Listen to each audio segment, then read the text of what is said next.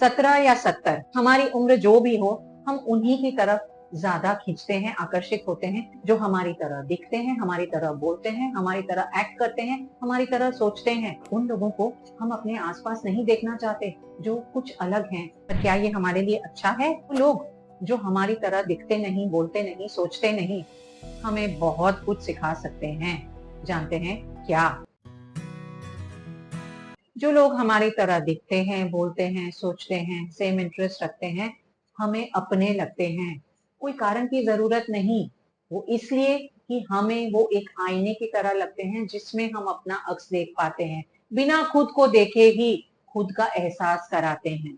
इस तरह के लोगों के लिए हमारा खिंचाव, उनके साथ अच्छे से हमारी तालमेल का होना कंफर्टेबल तो है, पर ये थोड़ा अहित भी करता है। ये हमारे अंदर अलगाव वाली फीलिंग लाता है, हमें पोलराइज करता है।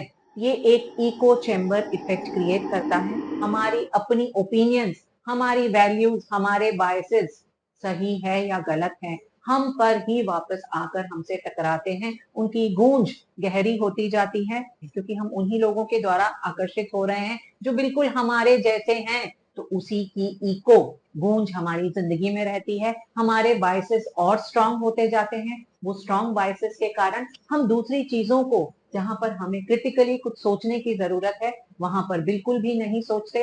हमारी प्रॉब्लम सॉल्विंग एबिलिटी लिमिटेड हो जाती है, अपॉर्चुनिटीज मिस कर देते हैं, और सबसे बड़ा नुकसान होता है पोलराइजेशन में, यानी अलगाव में।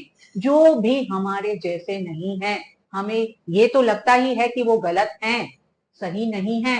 इसके साथ साथ ये भी लगता है कि वो हमारा अहित ही चाहते हैं। उनके हर एक्शन के पीछे एक एजेंडा है जो छुपा हुआ है, हमारे अहित के लिए है। जो हमारे जैसे नहीं, उनके प्रति हमें कोई संवेदना नहीं, कोई एम्पैथी नहीं। हमें लगता है वो गलत है, हमारा अहित ही चाहते हैं। अपने चारों तरफ आप नजर दौड़ाएं, बहुत सारे उदाहरण आप देख लेंगे। हमारे देश में कितनी पॉलिटिकल पार्टीज हैं, सब पार्टीज में कुछ अच्छा है, कुछ बुरा है। पर क्या कोई एक पॉलिटिकल पार्टी ऐसी है जो दूसरे पर कीचड़ उछालने में नहीं लगी हुई है, जो ये नहीं कहती कि दूसरी पार्टी का कुछ भी अच्छा नहीं है? ऐसा तो है ही नहीं कि कोई कंप्लीटली खराब है या कोई कंप्लीटली अच्छा है। अपनी पर्सनल लाइफ में हम देखें तो जो लोग हमारे जैसे नहीं है, हमसे अग्री नहीं करते, हमारे जैसी ओपिनियंस नहीं रखते, हमारे बिलीव्स नहीं मानते, हमें लगता है कि उनकी बात सुनने की जरूरत नहीं। और अगर सुनते भी हैं तो हमारा इंटेंशन सिर्फ यही रहता है कि हम अपनी बात मनवाएं। अपने ही जैसे लोगों के साथ रह करके हम अपनी जिंदगी में इको चैम्बर इफेक्ट क्रिएट तो कर लेते हैं, पर उसकी सबसे बड़ी आयरनी है कि जब तक हम बाहर नहीं आते, हमें पता ही नहीं चलता कि हम इको चैम्बर में थे, उस जगह में थे जहां पर हमें सिर्फ अपनी ही गूंज सुनाई दे रही थी। जब आप दूसरी तरह के लोगों से, जो आप जैसे नहीं है, आपकी ओपिनियंस बिलीव्स नहीं रखते, आपकी बातों को नहीं मानते, मिलते हैं, तो आपके साथ क्या क्या होता है, आप क्या सीखते हैं? आपका आकाश बड़ा होता है, आपकी समझ को, आपके ज्ञान को वो इंक्रीमेंट मिलता है जो कई कोर्सेज, हजारों किताबें भी नहीं दे सकती। कोर्स करेंगे, उसे समझेंगे, किताब आप पढ़ेंगे, उसे अपने अंदर उतारेंगे। और जब आप इस तरह के लोगों के साथ मिलते हैं, इंटरेक्ट करते हैं, आप उन्हें इमीडिएटली एब्जॉर्ब करते हैं, ये आपके पर्सपेक्टिव को बहुत बड़ा कर देते हैं। वो लोग जो हमारी तरीके के नहीं हैं, हमसे किसी कारण से अग्री नहीं करते, जब हम उनसे मिलते हैं तो हम अपने बिलीव्स, ओपिनियन से ऊपर उठ करके उन्हें समझने की चेष्टा करते हैं।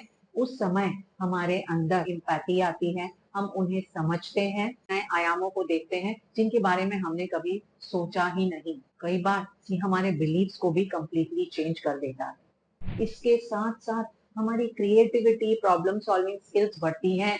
शहर वाले लोग गांव वालों के लिए कुछ सोचते हैं, गांव वाले लोग शहर वालों के लिए कुछ सोचते हैं। अगर इन दोनों को आपस में मिलाया जाए तो शहर वाले लोग गांव वालों से शांतिपूर्ण जिंदगी, कम चीजों के साथ मिनिमलिज्म में जिंदगी जीना सीख सकते हैं।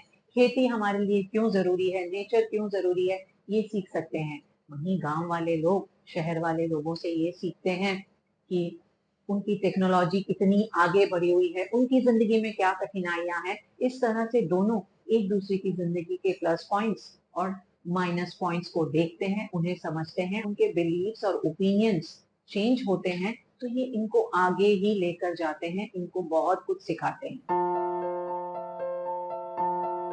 हम आपस के भेदभाव को भूल जाएं और एक दूसरे को समझने की चेष्टा करें तो किस तरह की सोसाइटी बन जाएगी। वो जिसके बारे में हम सिर्फ पढ़ते हैं या सुनते हैं या बातें करते हैं, पर जिसके असल में होने की संभावनाएं हम देख नहीं पाते। ज्यादा सहनशीलता और कम भेदभाव, एक शांत मैत्रीपूर्ण दोस्ती वाली सोसाइटी, ये बहुत आसान है अगर हम उन लोगों के साथ भी उतनी ही अच्छी तरीके से मिले जो हमारी तरह के नहीं हैं। उन लोगों का साथ हमें मजबूर करता है कि हमने उनके बारे में जो जो इमेज बना के रखी थी, जो स्टीरियोटाइप हमने उनके लिए बनाकर रखे थे, उन्हें क्वेश्चन करें। जब आप स्टीरियोटाइप्स को क्वेश्चन करते हैं, उन्हें तोड़ते हैं, तो वो एक फीलिंग जो आपके अंदर बहुत गहरे बैठी हुई है, जो दूसरे लोग हैं वो गलत हैं, हट जाती है। औरों के प्रति रिस्पेक्ट बढ़ता है, आपके बायसेस कम हो जाते हैं, आप उन्हें बहुत नेचुरली एक्सेप्ट करते हैं। Learn from people who are different from you. दोनों फायदे हमने देखे जो हमारे लिए बहुत अच्छे साबित हो सकते हैं, पर सवाल ये है कि हमें क्या करना है। इसके लिए हमें सिर्फ एक चीज करनी है, खुले दिल से हमें जिससे भी मौका मिले उसके साथ इंटरेक्ट करना है, बिना किसी जजमेंट, बिना किसी ओपिनियन के। ये डिफिकल्ट है, कई इश्यूज भी डिफिकल्ट होते हैं कई बार, जिनके बारे में आप बात नहीं करना चाहते, लेकिन आपको जहां मौका मिले आपको उनके बारे में बात करनी है, उन डिफरेंसेस को मानना है, एक्नॉलेज करना है।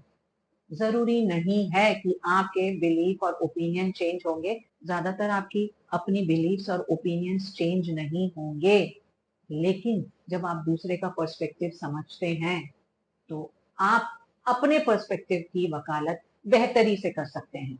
जहाँ जरूरत होती है फ्लेक्सिबल होकर के हम समझौता भी कर सकते हैं। अपनी बात करूं तो जैन होने के नाते मैंने वेजिटेरियनिज्म ही सीखा है अपने धर्म से। आज मुझे पता है कि वेजिटेरियनिज्म के और क्या फायदे हैं। हम एनिमल वेलफेयर देखते हैं, इन्वायरमेंट की प्रोटेक्शन करते हैं। जब मैं अपने नॉन वेजिटेरियन फ्रेंड से बातें करती हूँ तो उनके ट्रेडिशन ने उन्हें नॉन वेजिटेरियन खाने सिखाया है। उन्हें लगता है कि नॉनवेज खाने में ज्यादा न्यूट्रिशनल वैल्यू है, वो ज्यादा टेस्ट है।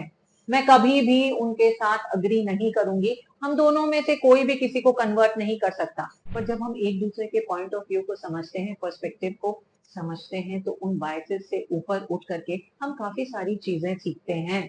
धर्म की ही बात कर रहे हैं तो थोड़ा सा आगे बढ़ जाते हैं। जैन धर्म मुझे मूर्ति पूजा सिखाता है, वैष्णव धर्म भजन और सत्संग के बारे में बातें करता है, बुद्धिज्म माइंडफुलनेस, शांति के बारे में बात करता है ताकि अंदर की शांति आए।